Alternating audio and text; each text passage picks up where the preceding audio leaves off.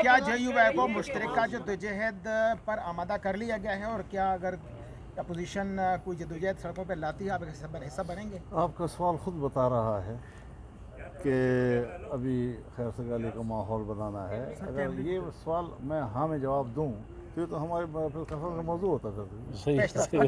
مولانا صاحب یہ فرمائیے گا کہ کیا یہ آئین اور قانون کی جو جدوجہد ہے اس کا راستہ صرف اسٹریٹ کی تحریک اور یہ جلسے جلوس کنونشن ہی ہے، یا حکومت کے ساتھ کوئی بات چیت، کسی قوت کے ساتھ کوئی بات چیت کا راستہ جو ہے وہ بھی اختیار کیا جا سکتا ہے؟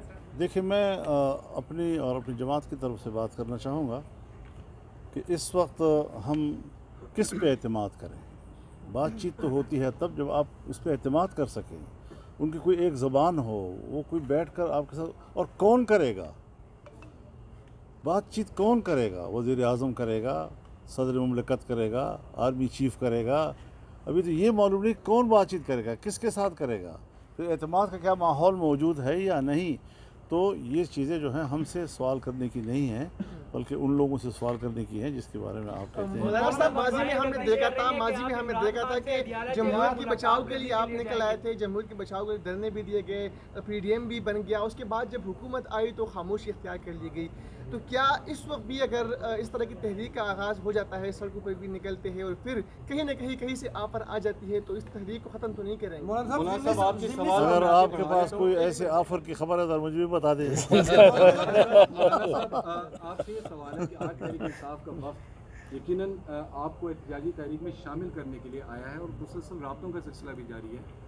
کیا آپ کو آج تحریک انصاف نے منا لیا، یعنی ابھی منانے کا سلسلہ جاری ہے، یا آپ نے کوئی ایشورٹی مانگی ہے؟ ابھی منانے کا سلسلہ جاری ہے.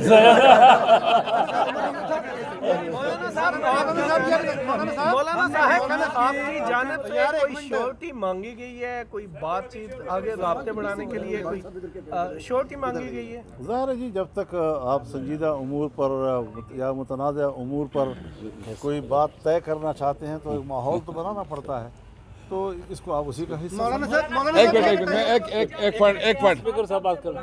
میں صرف ایک بات کرنا چاہتا ہوں. جی مولانا صاحب بھی بیٹھے ہیں اور کھڑے ہیں، تو اس سے فائدہ دو چیزیں جو ہے نا ہم یہاں سپورٹ کرنے آئے ہیں کہ جو عدلیہ کے خلاف کمپین چلا ہے اور جس طرح آج سینٹ میں ڈسکشن ہوئی ہم اس کی مذمت کرتے ہیں. عدلیہ کے اوپر یہ حملہ ہے اور ہم سمجھتے ہیں کہ سپریم کورٹ کی جو پروسیڈنگ ہو رہی ہے اس کو جو ہے نا کل کرنے کے لیے، اس کو دباؤ کے سبوتاج کرنے کے لیے سب کچھ ہو رہا ہے. ہم مذمت بھی کرتے ہیں اور ہم سب جو ہے نا اپنے ججز کے ساتھ ہیں اور ہمیں امید رکھتے ہیں کہ وہ میرٹ کے مطابق فیصلے کریں. اور دوسرا عدلیہ کی جو بات ہے، عدلیہ جی میں یہ گزارش کر رہا ہوں کہ کیا یہ توقع کی جا سکتی ہے کہ آپ عمران خان سے ملاقات کے لیے اڈیالہ جائیں گے؟ آپ کو کسی نے ایجنڈا ہاتھ میں دیا ہوا ہے تو مجھے بتا دو یار. جب تحریک انصاف حکومت میں تھی تو اپوزیشن کی جو جماعتیں تھیں وہ آپ کی چھتری کے نیچے تھیں.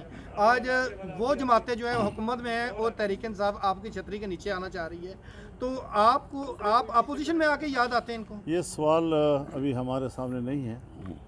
ہماری پارٹی کے سامنے اصول کا ہے.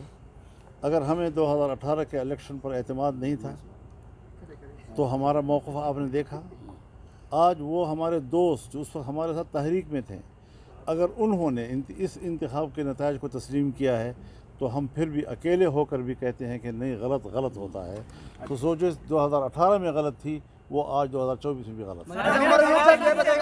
آپ سے سوال ہے، یہ بتائیے گا کہ آپ نے خان صاحب نے سائفر کو لہرا کے قوم کو بتایا تھا کہ یہ امریکہ کی سازش ہے کہ میری حکومت گرائی گئی. پچھلے دنوں آپ کے وفد نے امریکی سفیر صاحب کی ملاقات ہوئی، وہ بھی قوم کو بتا دے کس پیرائی میں ملاقات ہوئی. دوسرا بہت اچھا ایک سوال پورا ہونے دیں. اسد کیسر صاحب نے بھی کہا کہ عدلیہ کے جو تنقید ہو رہی ہے ہم اس کے خلاف کھڑے ہیں.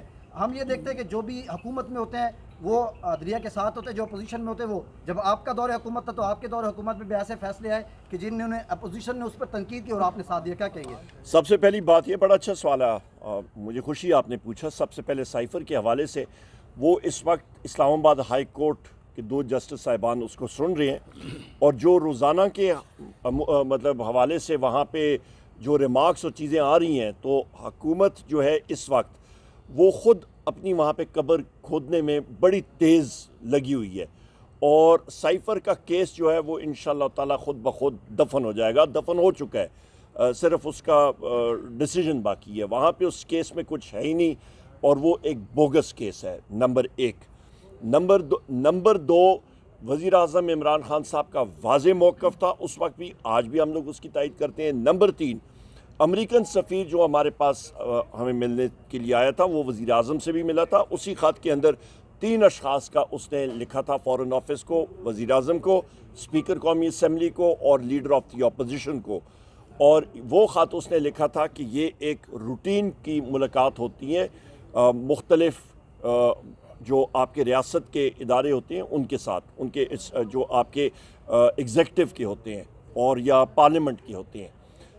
تیسرا سوال کا جواب آپ کا یہ ہے کہ اس کے ساتھ جو گفت و شنید ہوئی اتفاق کے ساتھ، میرے بھائی اسد کیسر صاحب بھی اس میں موجود تھے، وہاں پہ واضح طور پہ ہم نے امریکن سفیر کو ایک بات سے باور کرایا کہ پاکستان ایک آزادانہ، ایک خود مختار ملک ہے، یہاں پہ ہم لوگ آئین اور قانون کی بالادستی چاہتے ہیں، کسی ملک کی مداخلت یہاں پہ نہیں چاہتے ہیں۔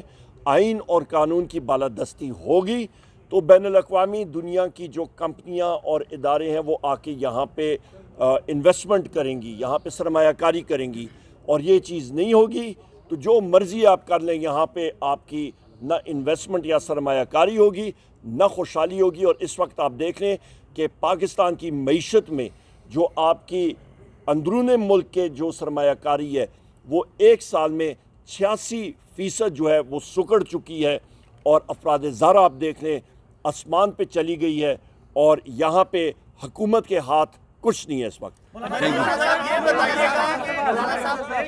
مولانا صاحب سب کا فاٹا میں صرف 7 ٹارگٹ کلنگ کے واقعات ہوئے ہیں، اس کے علاوہ اسلام آباد میں بھی شیم میل نے مطلب جس طرح کے پی ٹی آئی کا ترجمان پہ حملہ کیا ہے، تو اس طرح کی یہ جو چیزیں چل رہی ہے تو کیا آپ کے خیال میں موجودہ حکومت اور باقی جتنے بھی سیکیورٹی کے ادارے لوگوں کے تحفظ میں مکمل طور پر ناکام ہیں؟ رؤوف حسن صاحب کے اوپر جو حملہ ہوا ہے سب سے میں اس کی مذمت کرتا ہوں، اور بالکل عمر ایوب صاحب کی بات صحیح ہے کہ بجائے اس کے کہ اس پر حملہ کرنے والے مجرموں کا پیچھا کیا جائے، ان کو گرفتار کیا جائے، ان کو کیفیت کردار تک پہنچایا جائے، انہوں نے وہاں پر ہمارے کارکنوں کو گرفتار کرنے کے لیے چھاپے مارے، تو یہ مناسب باتیں نہیں ہیں، اور یہ جمہوریت اور جمہوری آزادی اور اظہار رائے کی آزادی پر ایک سوالیہ نشان بن جاتا ہے۔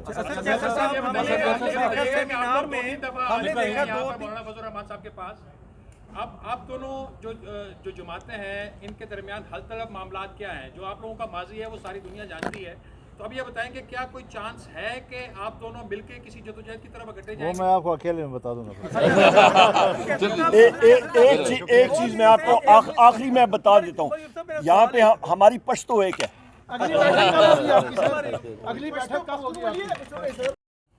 عمر ایوب صاحب نے تفصیلاً اس پہ بات کی، کیسر صاحب نے بات کی، کوئی اس طرح کا ایک نقطہ نہیں رہا کہ جس پر ہمارے اور مولانا صاحب کے بیچ کوئی فرق ہو۔ ایک پوائنٹ پہ تو سب سے زیادہ اتفاق تھا کہ ملک جو لاقانونیت کی طرف گئی یا کہ آئین جو معطل کیا گیا، آئین کی حکمرانی اس ملک کو یکجا رہنے کے لیے سب سے ضروری ہے۔ بلوچستان کے حوالے سے بات کی، میں اتنا کہوں گا کہ چمن پرلت کی بات ہوئی، بارڈر کی بات ہوئی، گوادر پہ اس وقت گوادر شیر کو سی پی کے نام پہ ایک دفعہ پہلے 2020 میں یہ ایشو اٹھا تھا کہ فینسنگ کر رہے ہیں، وہاں کے 1.5 لاکھ جو ایکڑ زمین ہے گوادر شیر کے جو مقامی آبادی ہے، جو 70-80% لوگ جو مچیرے ہیں اور کسان ہیں، ان سب کو فینسنگ کر کے امن امان کے نام پہ یہ خاردار تھا باڑ لگایا جا رہا ہے۔ یعنی اب اندازہ لگایا کہ اس ملک کی آئین کے آرٹیکل 15 میں آپ کسی کے فری موومنٹ کو اس طرح پابند نہیں کر سکتے، لیکن وہ کہتے ہیں کہ نہیں، ہم بیرونی جو صنعت کار ہے، سرمایہ کار ہے، اس کو سی پی کے نام پر بلوچستان لانے کے لیے یہ لازمی ہے امن امان قائم کرنا۔ ہم سمجھتے ہیں کہ یہ بلوچستان کے لوگ تو ایک عرصے سے وہ آئین کے اور قانون کے نام سے نابلد ہو چکے ہیں، اس لیے کہ بلوچستان کے ساتھ 70 سالوں میں جو کچھ ہوا، لیکن بلوچستان کے سیاسی جماعتیں بھی یہی تصور کرتی، جس طرح عمر ایوب صاحب نے بات کی، مولانا صاحب نے بات کی، کہ اب بھی اس ملک کو جو نوزائیدہ ملک ہے، یہ ایران کی طرح نہیں جو ہزاروں سال تاریخ رکھتی ہے، نہ چائنا کی طرح ہے، इस नौज़ायदा मुल्क को सिर्फ़ और सिर्फ आइन के तनाजुर में इसको बरकरार रखा जा सकता है, इनके आवाम को, मुख्तलिफ़ इकाइयों को। तो मैं एक बार फिर जो है मौलाना साहब का बहुत मशकूर हूँ। हमने बहुत कुछ सीखा भी और बहुत जो शेर हुआ, तो हम समझते हैं कि ये राब्ते आगे भी ये कायम दायम रहेंगे और इस मुल्क में रूल ऑफ लॉ के लिए हमारी जदोजहद जो है वो आगे बढ़ती जाएगी। यहाँ पे एक मिनट जी, दो ज़रूरी बातें मैं करता चलूँ। सबसे पहली चीज़ ये है कि पंजाब डेफेमेशन बिल, उसकी हम लोग कौमी असम्बली में और हर जगह पे हमारे जो अरकान है पंजाब असम्बली में, इसकी हम लोग शदीद मुज़ामत करेंगे और अदालतों में जाएंगे। और मेरी तरफ से आखिरी बात जो है कि मेरे कायद वज़ीर-ए-आज़म इमरान खान साहब ने पिछली बार जब मेरी मुलाकात हुई थी, उन्होंने ये पैगाम दिया था कि सारी दुनिया को ये बता दें कि जितना मर्ज़ी है मुझे ये जेल में रखें, पर मैं अपने मौक़िफ़ पे जो मेरा असूल है आइन और कानून की बालादस्ती पाकिस्तान में, उससे वज़ीर-ए-आज़म इमरान खान साहब पीछे नहीं हटेंगे इंशाल्लाह। बहुत शुक्रिया।